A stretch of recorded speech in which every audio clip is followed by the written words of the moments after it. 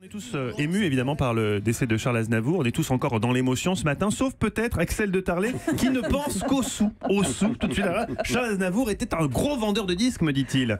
Alors oui, venons-en à l'aspect économique du business Aznavour. Oui, Charles Aznavour, très gros vendeur de disques. Il aurait, durant toute sa carrière, vendu 180 millions d'albums. Ah oui, mais il y a beaucoup de chiffres contradictoires qui circulent, mais c'est difficile de savoir. Oui, voilà. Mais ce serait beaucoup plus que Johnny qui n'aurait vendu mais ça que se comprend. 100 millions. Oui, mais ça se comprend, Axel, parce que Aznavour, il était populaire dans le monde entier. Il devait vendre en Russie, en Chine. Et il était notamment numéro 1 en Angleterre pendant tout l'été 74. Les Anglaises ont eu leur premier coup de palpation au cœur en dansant sur Pas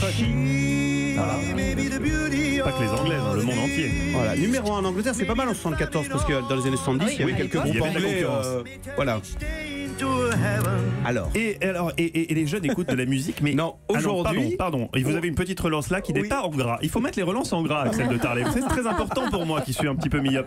Aujourd'hui, où en est la chanson française? Voilà, la question est qu'il y a la relève? Bon, il y a eu Aznavour, mais aujourd'hui, est-ce qu'il y a encore des artistes français qui savent vendre, qui savent être et qui séduisent? Eh bien, écoutez, j'ai passé un coup de fil au SNEP. Le SNEP, c'est le syndicat national de l'édition phonographique. Oui, voilà. Et très grosse surprise, je dois avouer que j'ai été surpris. Le SNEP m'a envoyé au premier semestre, voici la liste des 20 artistes les plus écoutés en France, et vous constaterez qu'il y a 19 Français parmi les 20 artistes les plus écoutés en France. Le numéro 1, c'est Maître Gims. On écoute un extrait. Je suis trop compliqué, je choisirai jamais que les deux côtés. Ça, c'est que vous écoutez tous les matins pour vous mettre en joie. Voilà, il y a beaucoup de rap dans ces artistes français qui cartonnent, mais si vous regardez encore les chiffres du SNEP, sur les 200 meilleures ventes d'albums en France, il y a 148 productions françaises. C'est quand même énorme, bien plus que dans les années 70. Alors les jeunes écoutent de la musique, mais est-ce qu'ils en achètent? Eh bien oui, et c'est l'autre bonne nouvelle, c'est que le piratage est en train de tout doucement disparaître. Au premier semestre, le streaming, vous savez, le streaming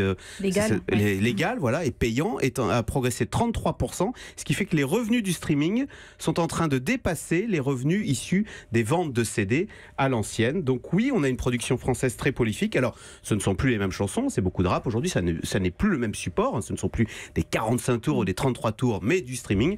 Mais oui, le marché français est plus que jamais dominé par les artistes français qui a la relève. Voilà plutôt une bonne nouvelle. Merci Axel de Tarlet.